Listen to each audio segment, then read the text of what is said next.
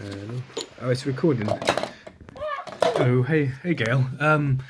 I I find videos a bit more expressive than writing, and I thought to record you a video message instead of uh, writing. And the additional benefit of that is I can show you. Well, here's my wife, Johanna, who's rapidly escaping from the picture. But also here's our soon-to-be 3-year-old Robin, and he's a cheeky chappy. Yep, he's very cheeky. But I hope all is good. Good at Robin. I hope all is good at your end. It's very sad news. Your message. Simon was taught by her when he first went to Paponi, and it's very sad news. That's my son. He's playing throw the sponge. We're rather chaotic. We have lots of stuff on the table, and Robin, cheeky chappy, he's throwing sponges that are shaped like different what have yous. But I should tell you about what we've been up to. Robin, do you want to come over here, sit next to me? No, he's. What's up, Robin? So Bangor. If Bangor's the last place, my last email address you have. So lots happened since then. So after Bangor, I moved to. What's that, Robin? Oh, do you want the sponge back? I moved to the Netherlands. I worked for Unilever Research and Development for a number of years, and I met my wife Johanna there. And Johanna was I should sit next to Robin. It's always a lot more fun when a toddler's involved. I met my wife Johanna in Unilever R&D, and whilst we were there, we got seconded to Manchester University. We were doing research in Unilever. It's all kind of product related, as it were. Selling one's soul to the dark side. What's up, Robin? Oh, you crazy guy. But so we went to Manchester, and we both postdoced in Manchester, and that's all about food research and how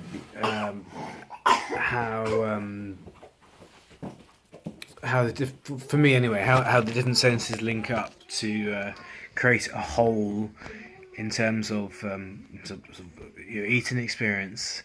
So we several years in Manchester, and after that we returned to Unilever to the Netherlands for a while. We got married. And then my wife got a job in Nestle. What's that, a present for Robin? Is that a present? Who's that from? Is that from your auntie? Auntie Susie. Auntie Susie.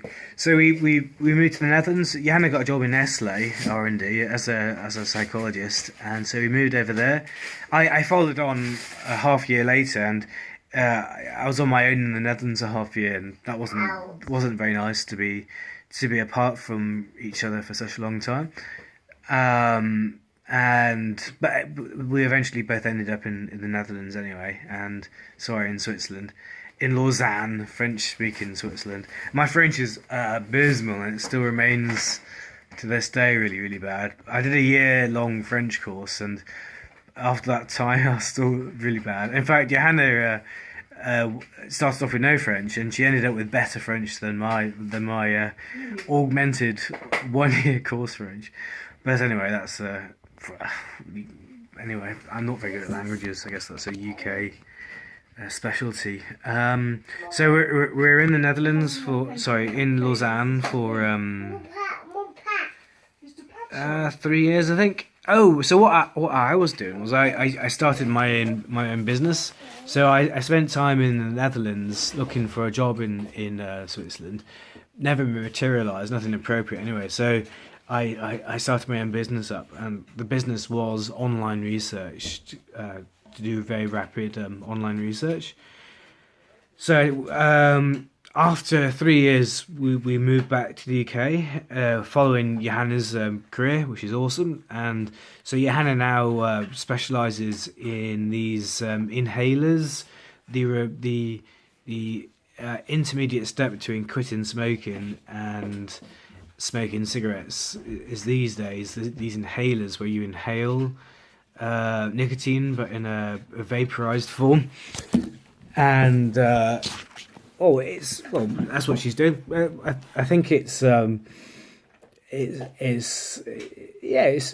It's not a cigarette company. Well, it's not she's not doing research on tobacco. She's doing research on e-cigarettes. So I don't have any issues with that. I closed my business in Switzerland and then moved back to the UK, and I'm actually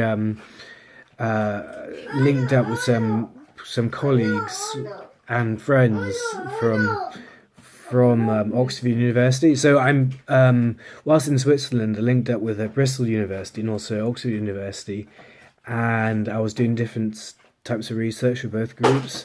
And whilst now back in the UK, I've very much more strongly linked up with the group in Oxford University. So we started a startup. There's a hub in Oxford. I don't know what they're called, like startup hub. I don't know. But we've started a company called Flying Fish Research. It's a rather silly name, and well, let's see how it goes. We did a silly bit of research. It was in the news the last few days, so it's all about online research and doing online research very, very quickly.